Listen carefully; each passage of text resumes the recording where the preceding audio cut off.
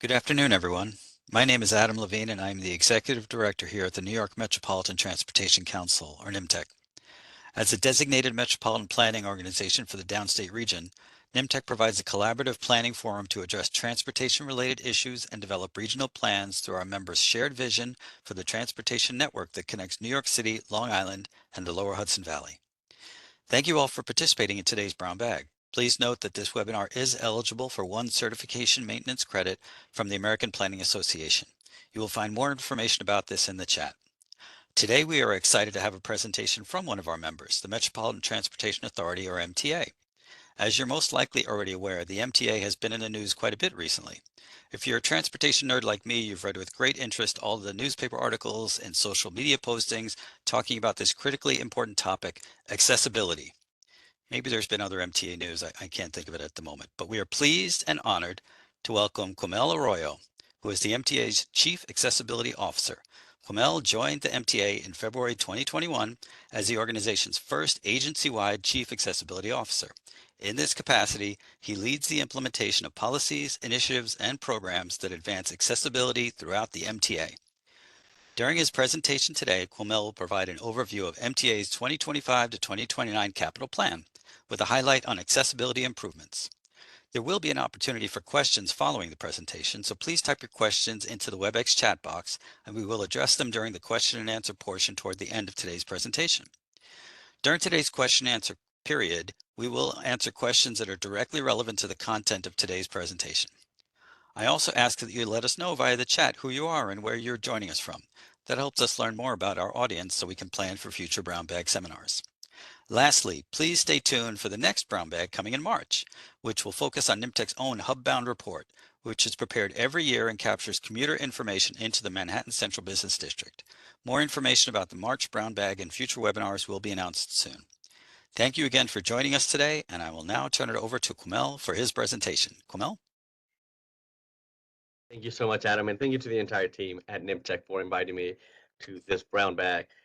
It's always a pleasure for me to jump at any opportunity to talk about how this is not your parents' MTA, how this MTA, this leadership team at the MTA, it's really putting the customer first, delivering work that had been ignored by previous administrations, those who came before us, and really looking into the hard things like state of good repair, the unsexy work that happens behind the scene that allows us to move millions of people every day and allow us to continue in this, egalitarian practice that is our transit system, where people of all backgrounds and all different means are able to move together safely and efficiently to make New York City a thriving space. As you heard, I am Quamel Arroyo, and it's truly a pleasure for me to serve as the very first Chief of Accessibility here at the MTA. That role was conceived during what we call transformation here at the MTA, where we were starting to aggregate a lot of functioning roles under headquarters so that we can create one woven agenda that cuts across all of our different organizations. And I'm sure you know them, but the Long Island Railroad, the Metro North, New York City Transit, buses, subways, and paratransit, and our construction and design team here, all of which make up the MTA. I serve here at headquarters under Jana Lieber, our CEO and chair, and I will now go into my presentation to show you what we're up to, what we're hoping to do in the next capital plan, and how this is not your parents' MTA. So, future rides with you. A quick agenda of what we're going to be discussing, our commitment to accessibility, the new designs that you can look forward to, a more reliable and expansive system with our next capital plan, our proposed capital plan, a little insight into congestion pricing, why we need it now, what you should be looking forward to, what you can expect. And of course, one of my new favorite topics, Omni, or as we like to call it, access for all here to pay your fare. One of my biggest accomplishments so far here at the MTA has been a landmark settlement that we came together with the disability advocates and the advocacy community at large here in New York. And together we came with this proposal to make 95% of the remaining inaccessible stations So a total of 97 plus percent of the system will be made accessible when we're done here. But to make 95% of the remaining inaccessible stations accessible by 2055.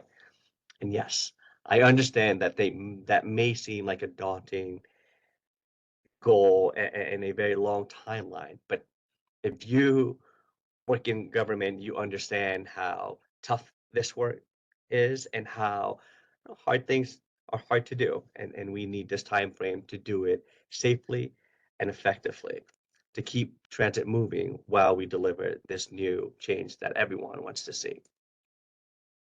Some current projects that I'd like to highlight on the onset that in 2024, we moved past 150 stations made step-free, made accessible system-wide. That number is important to us here because combined, if you were to combine Boston and DC Metro stations, that number alone is already above and beyond the number of stations that they have in their entire systems. And that just showcases the breadth of our system here, the largest transportation organization in North America with 702 stations when you combine the railroads and all that we have going on in the five boroughs. So the largest system in North America, one of the top three largest systems in the world. We have more than 30 active projects right now, creating access, step-free access throughout our system. We have 31 elevator replacement projects across 16 stations. And it's really important for me to talk about that. I tell the press team, and we have a lot more changes coming to help educate New Yorkers about why we are causing you some pain in taking elevators and escalators out of system, out of operation. And that is necessary for us to do so that we can replace them, so that we can continue to deliver reliable service. So elevator replacements hurt, they hurt all of us, but it is a necessary action for us to continue to deliver good service. I'm incredibly impressed and proud of the team here for moving forward with the Second Avenue expansion, where we are bringing the Q train up to Harlem. Some of you may recall there used to be an elevated station, train stations in that area of Harlem that was tore down 60 years ago with a promise that a new train would come. That never came. We are undoing that. We are bringing back access to East Harlem, bringing the Q train from 2nd Avenue 96 up to 125th and Park Avenue, where we will meet with the Metro North and are already studying what it could look like if we were to expand that to Broadway under the governor's request. So a lot of exciting things coming to East Harlem, and of course the Interborough Expressway, which we are in the design process right now, looking for the first light rail to hit New York and connecting about 500,000 New Yorkers who today have to circumvent Manhattan when they're trying to get to Brooklyn from Queens or to Queens from Brooklyn. Really an unnecessary circuitous trip that we are looking to erase and make a more direct route going directly from one borough to the other. So what have we been doing? We have been re-envisioning and redesigning and creating a new practice for our subways and buses. And that's included why making bigger elevators. One of the biggest hardships that I encounter as a person with a disability who moves around in a wheelchair is that elevators are for everyone. And what that means is that sometimes there is a line for us to wait for an elevator, even right outside our doors here at Bowling Green. And I see it throughout the city where elevators are not just for folks with disabilities, parents and caregivers for strollers, people with luggage, people with shopping cars, and so many people who just cannot do the stairs for whatever reason it may be. We understand that elevators are universal and used by everyone. So we have expanded that footprint on our new elevators, and that's great. You see a picture here on the right-hand side of a packed elevators with many bodies now that they are bigger. Also, you might have read one of my more controversial thoughts, which is that ramps never fail. So I am a big supporter of adding ramps wherever possible, including ramps with one or two more switchbacks than desired, because I understand that the maintenance in that is clear and that those stations will never fail. And there's a picture on the left uh, uh, the Q train in where we rolled out a new accessible ramp, and not everyone in the community was happy, but I sleep better knowing that we've given that station access that will never break, that will never fail, that will never be out of service. And of course, redundancy wherever possible. Projects like zoning for accessibility have made it possible so that the MTA is not the sole entity redesigning our transit systems and making it more accessible. We now have private developers who are required by law to come to us and offer new accessible stations, new accessible facilities, stairs, escalators, and where possible, redundancy at our stations to maintain that access when one or two elevators are down.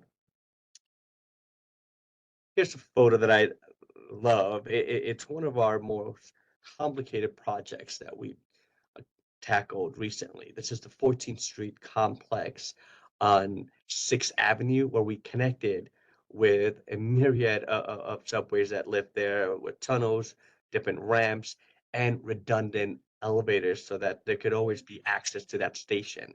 Here we're looking at the F&M trains and how we connected those to the 123 and the L, delivering New Yorkers at this major complex, the redundancy that they had asked for so many years. But if you can study this image, you will see how many different layers we have to circumvent, why it takes us 36 months to accomplish new elevators when we have to cut through all these assets in between all these different underground levels. And what you're not seeing here is all the utilities that we usually have to relocate, from catch basins to gas lines, electrical, telecom, so much happening underneath the streets of New York. But we are doing this hard work upfront. We're doing it now so that those who come after us cannot use complexities as an excuse to not doing this work. We're tackling the hardest stations today, the most expensive stations today, and that is something that the team and I are extremely proud of. So as you can see, it is quite complex to do the work that we've embarked on. One of my new favorite projects is the redesign of our fare array. The tripod that you are accustomed to pay the fare has never changed since the inception of the subways. Well, we're looking to change that now because we understand that that system doesn't deliver the access that New York needs. On average, we see over 60 million tourists a year. Those tourists are coming through with strollers, with bags, oversized carry-ons that just do not fit through a turnstile. They too require access. So we are now investing over $1 billion to redesign the fare array, to replace that slam gate that so many of us struggle with, that now so many are using and remains open for fare evading. We are looking to replace that door with a modern fare array, as so many of us have seen around the world, into something that really delivers access to all New Yorkers, to all people who will be able to independently and efficiently pay their fare, access the fare array with a door that closes quickly behind you to prevent fare evasion. So I am very excited for this work that we are embarking on right now. My team and others around the agency have been exploring the best gates around the world, and we will soon be hosting an open house, an open lab, so that people can see the gates that we have put in the short list and are looking to finalize our selected vendors for them. My team and I have been really hard at work trying to redefine accessibility. I am a person with a disability, but I understand that accessibility is not synonymous nor analogous with disabilities. Accessibility is universal, and in my definition, it includes our aging population, over 1.5 million New Yorkers over the age of 65, very few of whom will allow me to call them New Yorkers with disabilities, but all of whom benefit from the work that my team and I are doing. Because as they age, their gait diminishes, their sight isn't what it used to be, their hearing isn't what it used to be. So it is our job to deliver an accessible transit system for them as well, to allow them to age with grace and independence and access to transportation so that they too can enjoy all that New York has to offer. That definition also extends to our parents and caregivers who are moving throughout the system with children in strollers. who cannot compete with the millions of people that are riding our buses, who are not welcome at those accessible spots that the disability community fought so long for. And we are preserving the integrity of that accessible space at the front of the bus for persons with disabilities. But we understand that strollers needed access to. And for that, we've now created the Open Stroller program here at the MTA, where we are redesigning our existing bus fleet, over 5,600 buses in our systems, and every new bus will come with an open stroller space so that parents and caregivers don't have to toggle holding a child with one hand as they try to close a stroller with the other to board a bus. Something that my team and I are very proud on, to welcome folks with strollers and say that you belong. This space, again, is in addition to the accessible spot, sometimes in the middle of the bus, sometimes near the rear door, but something that we're very proud of here. We've redesigned our buses, things like wider doors, wider ramps, and in our newest fleet, 8 flip-up seats, because we understand that so many folks who are moving around with, say, a guide dog, CNI dog, their small shopping carts could benefit from having additional space so that they can move around the bus with ease. Well, we've delivered that access to those folks as well. I am proud of our new wayfinding system that we are working throughout the system. It's called Navalence, and I absolutely love Navalence, though it was designed as a wayfinding navigation system for low vision and blind folks. Navalence also translates routes, wayfinding information, and service changes for customers who are in the system and do not speak English. All these changes would be translated into their language of choice, the language that their phone has been set up with. And that is also a definition of access for my team and I. So we are rolling out Navalence. Navalence today is found across 23rd Street, that SBS route, and the Upper West Side, with grants from Senator Brad Hoylman, and expanding to the Bronx and other areas throughout the city with a new federal grant that we've received to expand on that wayfinding solution that we are giving New Yorkers. I'm very excited about that, and I'd love for you to try it and give us your feedback.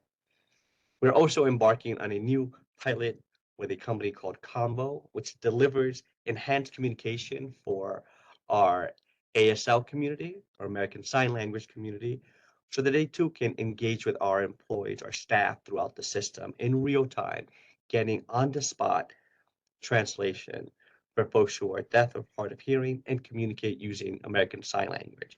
We will be piloting this at some of our subway stations, our railroad stations, and our mobile sales van.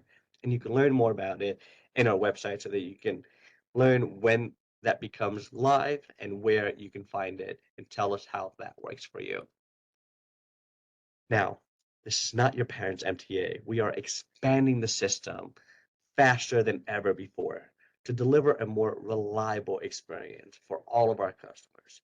Our proposed 2024, 25, 29 capital plan will include a more frequent and more reliable service with over 2,000 new rail cards, installing modern signalization in at least 75 miles of subways so that we can move faster, so that trains can communicate better and have a more effective navigation throughout our rail systems, modernizing our shops and yards, because for us to be able to deliver this work, our employees need to be able to do the maintenance, store the trains, and continue the system moving 24 hours, including repairs at 80 substations and so much more, including the IBX, which I mentioned earlier. We are upgrading these 40-year-old cars that we have throughout the systems. So many of the trains are currently out in the street are coming close to the end of their useful life. So we are investing billions of dollars to come into an era of modernity and finally put away these 1980s rail cars that we are experiencing today. The plan includes over $5.4 billion for that signaling modernization that I mentioned, and we are looking to start on the A lines out in the Rockaways. We're looking to enhance the signalization at the NQRW lines and the J and the Z so that they can get the type of service that the 7 is now benefiting from with a fast, effective, and seamless operations there.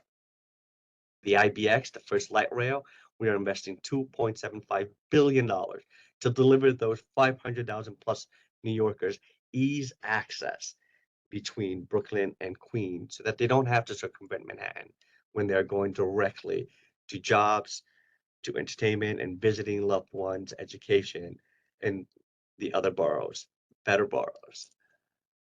We are investing $1.4 billion in zero emission buses so that we can help contribute to a cleaner air and help move New York in a more effective way that doesn't pollute our environment, pollutes our air.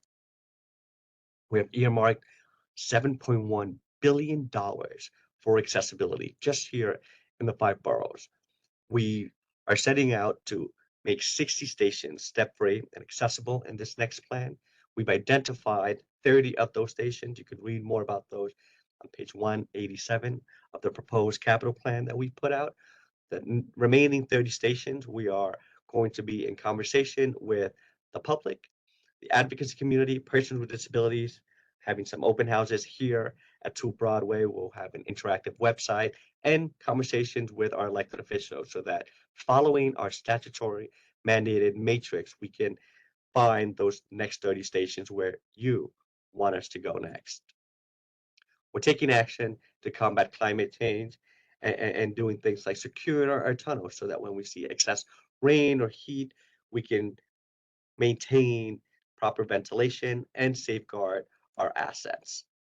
The theme for this capital plan are frequent, faster, reliable service, improved customer service experience, and we're combating climate action, doing it faster, better, and cheaper than ever before, with most of our projects coming in early or on time and with an average of 100 million plus under budget. Congestion pricing came live as of midnight last Sunday, January 5th, and it's going to deliver, it already has started to deliver less traffic, faster travel times, cleaner air, which is an immediate impact that we're all starting to see already, safer streets, and better transit. One of the most compelling arguments that I heard during the public comment sessions that we held here were from folks who came in and said that they are widows because their spouses were hit by a car on the West Side Highway and the ambulance couldn't reach them in time for them to be alive today. That happens because of congestion. The mayor's report year after year continues to report longer times for firefighters, ambulances, and police to get to crime scenes or to get to where they are needed because they're stuck in traffic. We're moving that. We're moving our buses, some of which today move at 4 miles an hour citywide. Some of you can run faster than that. We are changing that with congestion pricing and moving New York. So we're investing $15 billion, the monies that we would generate from congestion pricing. And this is where that money is going. $2 billion into 20 plus station accessibility improvements, 3 billion for signal upgrades, 3 billion Second Avenue extension, 1.5 billion in new rail cars, 500 million for electric bus infrastructure, and 5 billion into state of good repair. From California to New York, transit systems are in a state of disrepair because it's very hard to sell the ask for monies to do something that will not yield a ribbon cutting. We've never had funding to help state of good repair, to help us keep the system in motion.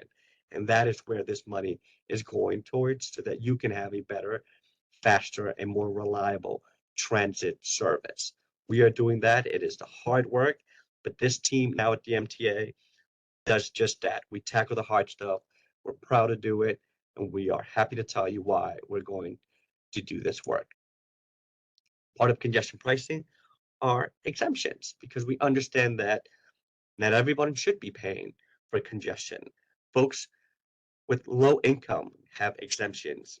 You hear people who live within this the congestion zone below 60th Street and make under $60,000 a year could avail themselves of the low income tax plan, IDEPT, individual disability exemption plan, folks with disabilities who cannot use the transit system and therefore rely on a vehicle should not be paying for it because their disability doesn't allow them the option to use mass transit, and so many others, including organizations who move folks with disabilities like ambulettes, emergency vehicles like our cops, our firefighters, and so many others are exempt, commuter buses, which move people at large, and specialized government vehicles, which must drive to do their business.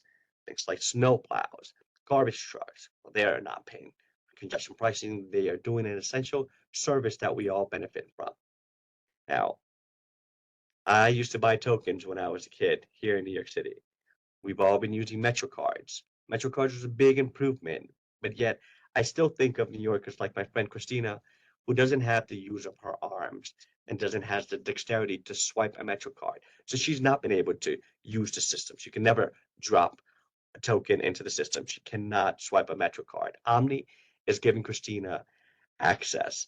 It's giving Christina grace and dignity to be able to pay her fare and come into our bus systems, our subway systems, like every other New Yorker, where she can easily swing her purse with her Omni card, tap her Apple Watch on our fare rate, and enter the system. That now includes our reduced fare population.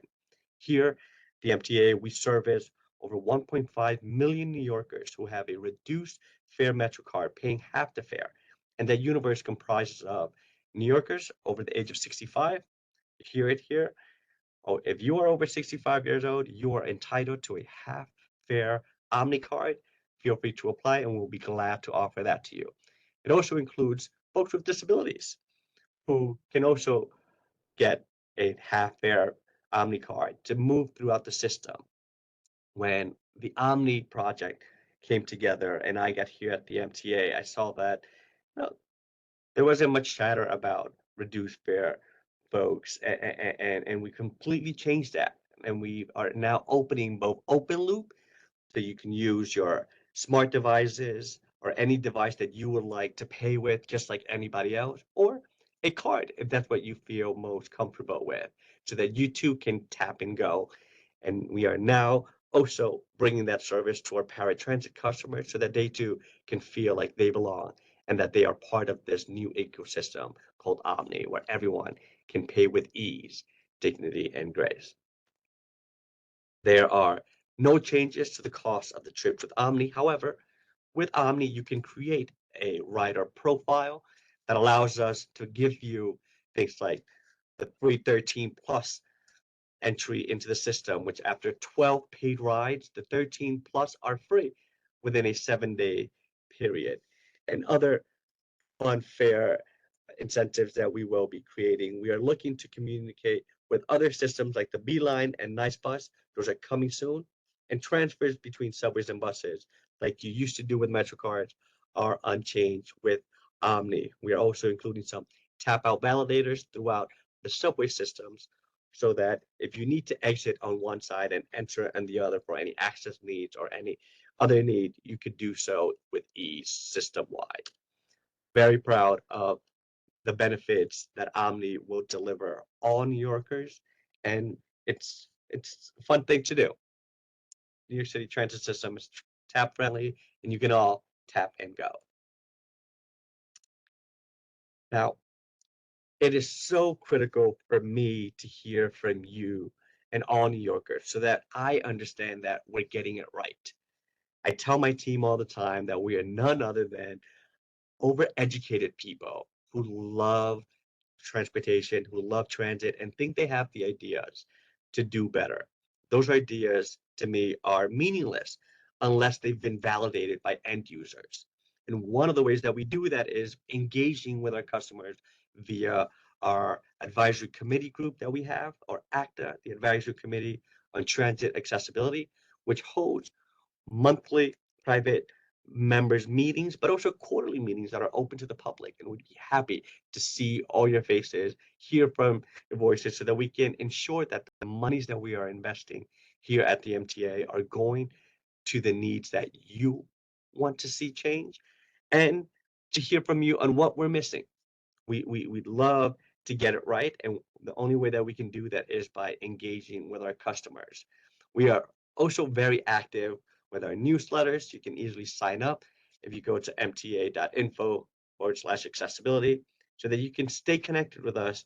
We have a quarterly meeting, a monthly, other quicker, smaller piece of communication that we put out new information celebrating all the things that we are doing, like what you heard here before. When Combo comes live, we'll put that on the newsletter. When we open up stations like we're doing next week in the Bronx, we'll put that in the newsletter and really keep customers informed of all the new fun and exciting things that are happening here at the MTA, including our monthly board meetings and committee meetings, which are open to the public, which provide a platform to hear directly from you all in a room filled with our board members, our senior executive staff team, and of course, our chair and CEO, Jana Lieber. So if you have something to say, we want to hear it. Please do stay engaged and give us a share into your experience and how you are navigating the system. With that, I want to thank you all for your time today at NYMTC. Thank you all for joining us during a lunch hour, and we're opening it up for some engaging Q&A. Thank you, Kumel. Before we get into the Q&A, and Stephanie, I see, is online to help us with that. I did want to make a reference to the title of your presentation, which is Not Your Parents' MTA, and I'm reminded of my dad, who was actually a Brooklyn kid who moved out to Long Island, but he had an invisible accessibility issue, which was he had emphysema. You couldn't see that he had a particular problem. And so, in my youth, I was, so pure of heart and thought that, people are going to think that he shouldn't, park in the handicapped spot or any of those kinds of issues. And this was in the days before the ADA Act. So I know that if he were around today, he would be marveling at all the great work that you are doing and that everybody at the MTA is doing to make the system accessible for everyone. And accessibility is an issue that touches everybody. At so many points in our lives, everybody is carrying too many bags and, can't reach for their Metro card or needs to get through that turnstile or, is pushing a stroller or whatever reason. So it's really great to hear all the amazing things that you are doing and helping the MTA to do. So, and your team. So thank you for that. So I'm going to pause. I can throw a couple questions at you, but I see we've got a couple in the chat. So Stephanie Brooks, if you can take it from there. Hello, good morning, and thank you everyone for being here. My volume okay? Yeah, you're great. Thank you. Okay, great. There is a question, Q, about wayfinding. I'm just going to read it out to you. The wayfinding is great, but for those without smartphones, is there a number to call posted with the QR code for someone to call and speak to a person if needed? And then just adding that this should be posted with that link and code. Maybe we could put it in the chat or some such thing. Yeah, that's actually a really good feedback. I don't have that number the bat, but I will make sure that we post it on the Navalence updates on our website, which is where you can find all the latest information of things that are going on. And that's again mta.info/accessibility. We'll give you all the information on all the projects that we've got going on, such as Navalence. Okay, excellent. There is a question about the capital plan, the rejection of the capital plan by lawmakers over the Christmas break. I know you didn't mention that. Did you want to answer that, or should we just provide an email address of our public information office? The capital plan right now is the plan that we put forward that really comes at the heels of the 20-year needs assessment plan, which, for those who don't know, the 20-year need assessment is what I like to call a physical of the system. It's the health checkup of the system in which we go out and check every nook and cranny, every asset throughout the system to understand what needs immediate attention for us to be able to continue to deliver service for our customers and help us understand where we need to invest our dollars the most. Based on that health assessment that we did, we've come up with this capital plan, which is what we think we need to do to keep the system in motion, prioritizing safety. Second to that is accessibility and expansion of the service to customers. So this is the plan that we put together, that we've submitted. It is up to lawmakers to fund that plan. We are just telling them what needs to happen for service to continue. Thank you so much. That is all the questions we have in the chat at the moment. If there are additional questions, Adam, you said you had a few. Yeah, I can, throw a couple of questions at Kumail while we're waiting for other folks. I hope they're going to put some more questions in the chat because this is a great opportunity to have to speak with you right now. So I'm curious, because you mentioned Avalens and I think in one or two other companies, what's been the response of the private sector to the efforts that you're trying to do? I mean, I have to think there are companies locally, but also, worldwide that are really eager to make improvements to the accessibility of the MTA. How's that feedback been, and how are those partners? Yeah, that's a great question, Adam. And we do have a lot of folks who are really interested in working with us, who are interested in helping us expand the access that we deliver today. However, we're very cautious as to whom we partner and for what reason. I like to say that government is a very big gorilla that moves slowly because we don't have the option of getting it wrong. So we are very particular about who we partner with, and we want to validate from our customers that the change that we are acting on is the change that people want to see. So there has been no shortage of interest from the private sector, startups and others to come in and showcase their latest and greatest. We need to be very selective about who comes in and what issues we prioritize and address. Great to hear. I think we do have another question in the chat. We do. It is a question about funding. Aside from the money, what do you think the biggest challenge is to the MTA in building accessibility projects or providing accessibility programs? I love this question because folks tell me, Q, how, with $30 billion, how can you say with a straight face that it'll take you 30 years to make the system accessible? I remind folks of how big the system is. 472 stations here, just within the 5 boroughs, and then Staten Island. What makes it most challenging for us is the impact on service. It's the fact that we have to close stations, that we have to close stairwells, that we have to really stop delivering service for us to do a lot of the work that we want to do to add accessibility, to make these changes a reality. So I tell people, right now we're trying to balance it all. We're trying to balance service delivery, continue moving people, while also adding those accessibility features that you and I want to see out there. Now, if we were to do more, the impact on the system would be too much. We would be inconveniencing too many people. Right now, we try to be very strategic about where we go, how much of that impact we create so that we're not adversely impacting New Yorkers so that they can get to work, so that the city still can move while we add these accessibility components and features. So it is a good question. Listen, I wish we could get there faster. The reality is there are constraints about impact, there are constraints about contractors, how many people do this work. We're competing with New York City DOT, we're competing with EDC, we're competing with DDC, all these agencies that are doing work out in the public space, and there's just a cap on people who could do this work. Great, thank you. And this is a follow-up question from another individual. I appreciate the emphasis on the stations with more complex accessibility issues like 14th Street, 6th and 7th Avenue. Are there plans also to include the low-hanging fruit stations like City Hall on the R and W line? And then the second part of the question, can these be made accessible with single elevator in order to provide access at more stations with less money? If you need me to break that down, go for it. No worries. I got it, Stephanie. Thank you.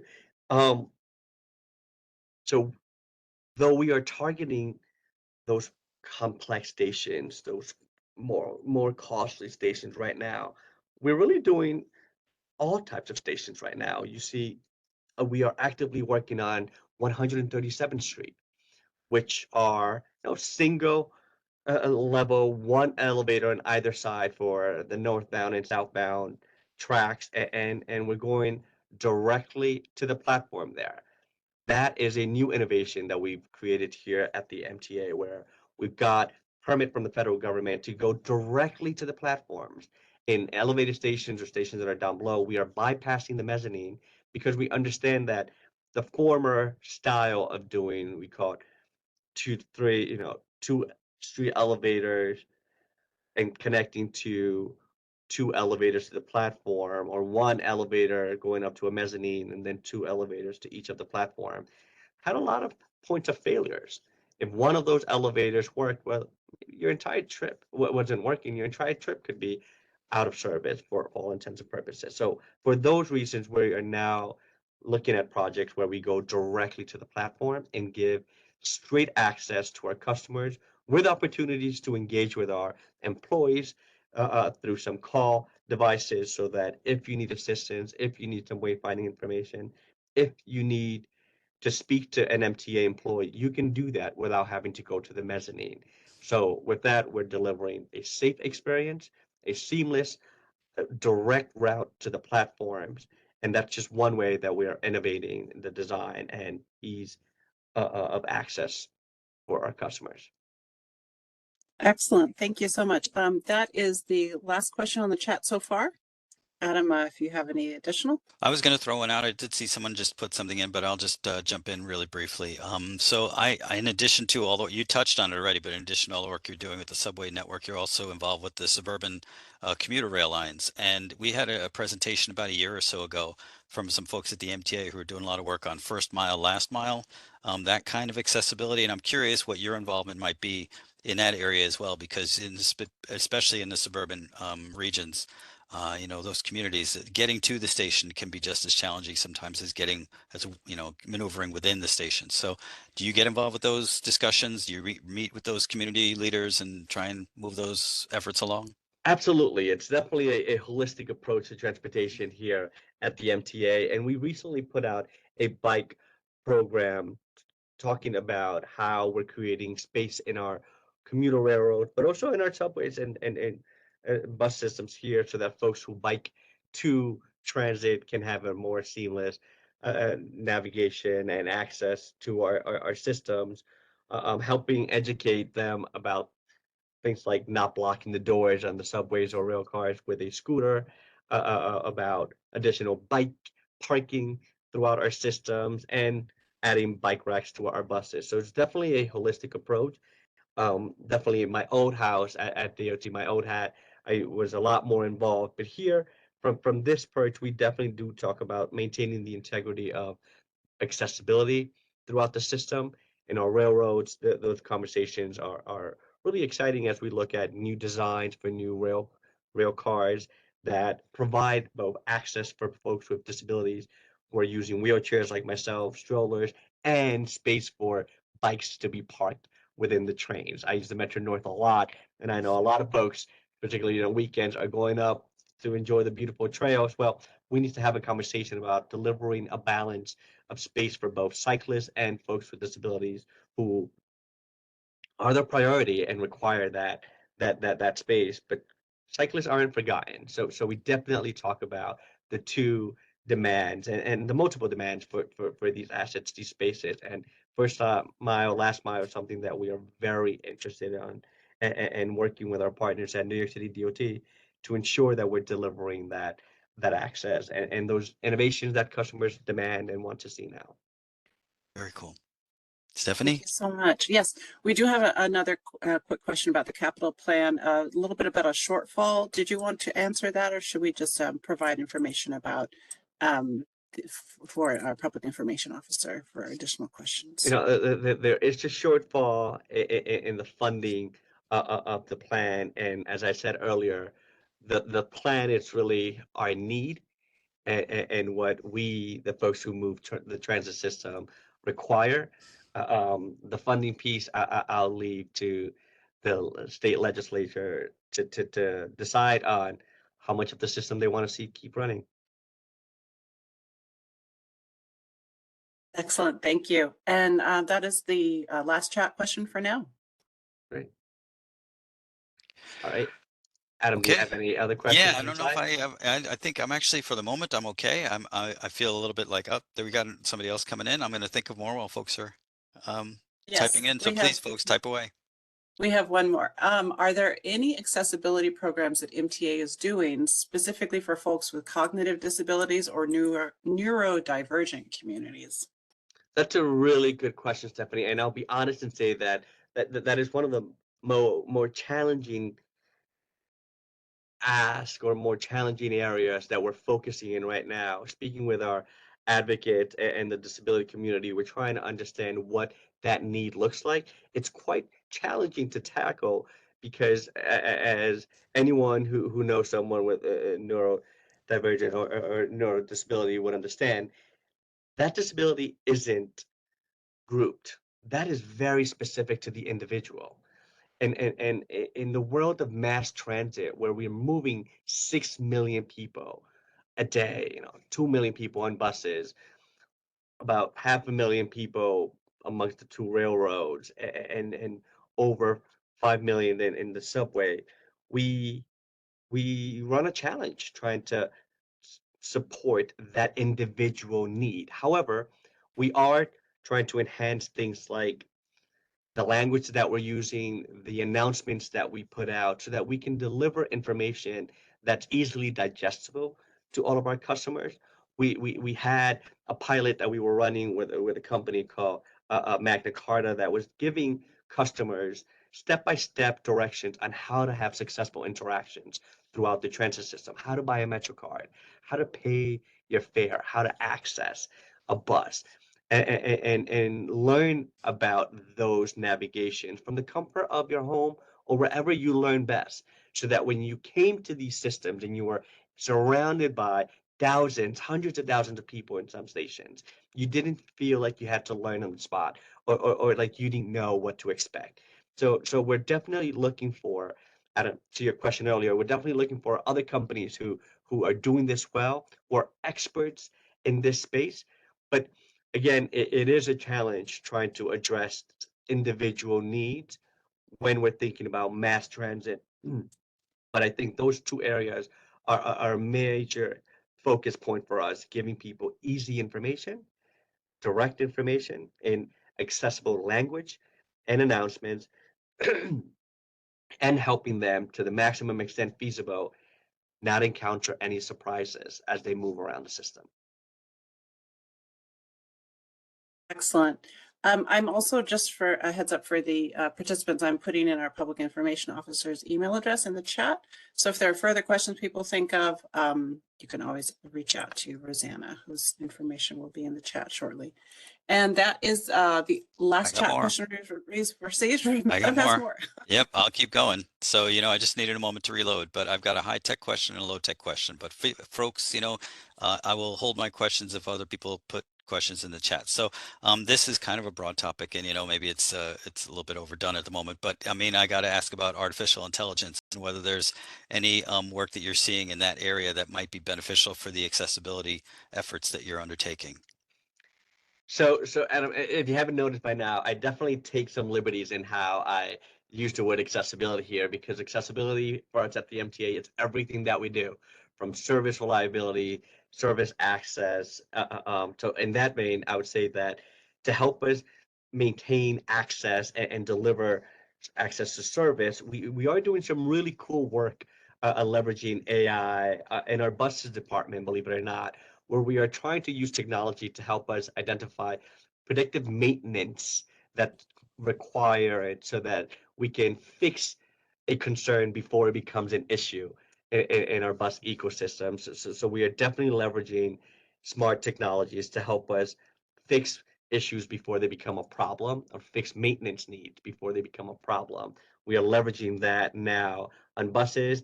I just heard conversations that is coming to the railroad system, and transit is ripe for smart technologies, and, notwithstanding all the signal work that we are doing to modernize the system right now. Very cool. I'll hold my next question. I think there's another one in the chat, Stephanie. Yes, there is. Thanks for your presentation. Any lessons learned related to visuals, graphic design as part of this accessibility work? I saw some examples of signage in your presentation. Absolutely. So signage is something that we're really engaged on, and having some fun conversations. Last year we had the opening of Grand Central Madison, where we learned a lot after actually a walkthrough that we had with our disability advocates through Penn Station, through Moynihan, and those connectors, understanding what challenges occurred in that ecosystem, and how we could better enhance wayfinding, enhance information and navigation throughout our systems. So, Grand Central Madison is something that I can say, with the help of the advocates, we were definitely able to target some enhancements that were needed after the initial opening. And you go through there now and you have a lot more signage, a lot more clear, crisp information helping you get to your desired destination and enhancing the path of travel. So signage is something that continues to be an area of focus and interest, using iconographies that's universal and easily understood by population at large. Graphics are always better than words. We speak 180 languages here in the city of New York, so it's something that we're very attuned to, delivering information to all of our customers. Excellent. That's a great question. And that is it for now. Adam, if you have more. All right, I'll throw out my low-tech question. So earlier in my career, I was working on a project with a pedestrian bridge, and there was an elevator that was installed that kept failing. So it was very difficult for folks to use the pedestrian bridge who needed access via that elevator. So I loved what you were talking about with the ramps, but I do know that that's a challenge because ramps take up quite a bit of real estate. So how are you, weighing that? I have to think that those opportunities have to be very carefully decided. I don't know if some of those can be done actually internally within stations versus maybe externally next to, or how's that work done? Adam, that is such a good question, and I'll give you a very concrete example where this challenge really played out recently. Some of you may know the Hugh Carey tunnel across the East River here in Lower Manhattan, and there's an elevator there that we replaced when we re rebuilt that overpass. And I was really pushing for ramps. And when the team gave me the design that would be required based on the elevation of that overpass, the ramp would have to start all the way here at, at the mouth of Battery Park, Wow. in order to have the appropriate rise, that and the inclination that is required per code to meet that elevation over at the overpass. And I said, that is wild. Why would I ever send someone in such a circuitous path? But the intent there was to not have an elevator that's open to the element that would probably fail because of salt, wind, and all, rain, snow, when elevators are exposed. So when a ramp wasn't the right solution, even though I know that it would have never failed, we turned to the private sector and said, hey, we need an elevator that is enclosed with operating systems that are not ever to meet the snow, the rain, nothing to be exposed. So we have to have a really innovative conversation with the private sector about how can they deliver an elevator that would be out in the street, but yet shielded from the elements. And we have something that I'm proud of, that the public is using and isn't sending anyone on a circuitous path. That's great, and I'm sure very much appreciated. All right. I think I'm gonna hold it there, Stephanie, unless we have any more questions. One quick question. Okay. What is the total cost of the whole 5-year plan and the total amount of funding from all sources? is that just too extensive to get into right now? We can always provide further information. Well, you know, that's public information that we put out there. The plan is $68.4 billion is what we're asking of the legislature, and we'll see how those conversations develop. So with that, Adam, thank you so much. Thank you, Stephanie, for helping us moderate this Q&A. And Adam, thank you for, again, inviting me. It's been a pleasure to be in conversation with you and share this information. I hope that the biggest takeaway is I want you to stay engaged. I want all the listeners to come, let us hear your voice, email us, come to board meetings, come to our ACTA meetings, because our job is only validated by you. And what we do is only as good as what we hear from our customers. Thank you so much. And just so folks know, if you are interested in getting continuing certification maintenance credit links, I just put that in the chat for the American Planning Association. So thank you all for being here. Yeah, thank you, Kumail. Really appreciate it. I mean, we're looking forward to continuing this conversation for years to come. Thank you to the NYMTC team for putting this together, and thank you everyone for joining us. We hope to see you at our next brown bag in March. Thanks, everybody. Cheers. Have a great day. Take care. Thank you.